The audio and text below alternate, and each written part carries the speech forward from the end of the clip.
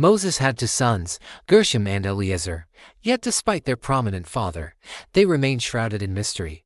What's the biggest shock about Moses' sons? And what can we learn from their obscure story? Let's discover the shocking secret behind the sons of Moses. We see the biggest shock in Exodus 4:24-26. After receiving the Ten Commandments, God was angry with Moses because he hadn't circumcised his son. He declared, "Now therefore, I will kill you." And Zipporah quickly circumcised her son, saving Moses' life. This event reveals a shocking truth about God's seriousness when it comes to covenant faithfulness. Even Moses, the great leader, wasn't exempt from God's expectations. And this wasn't just a test. The command to circumcise had been given to Abraham centuries earlier. By not doing so, Moses had disobeyed a direct command, showing that no one, not even the greatest prophet, is above God's laws. This event also underscores the importance of family and covenant faithfulness. Just as Abraham's descendants had to physically descend from him to be considered part of his lineage, so did Moses's. It wasn't enough for Gershom and Eliezer to simply believe in God. They had to be physically connected to Moses through the covenant sign of circumcision. But there's another shocking aspect to their story.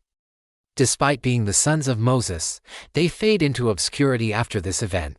We don't hear much about them again, and their names don't carry the same weight as their fathers. Gershom means foreigner or sojourner, perhaps alluding to Moses' years of exile in Midian.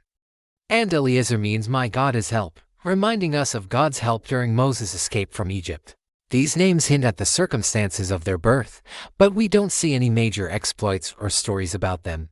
This raises a profound question. Why did Moses' sons, despite their illustrious lineage, fade into obscurity?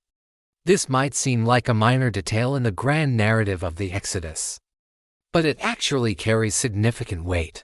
It reminds us that leadership in God's kingdom is hereditary, and it isn't about earthly status or lineage, but about obedience and faithfulness to God's purposes.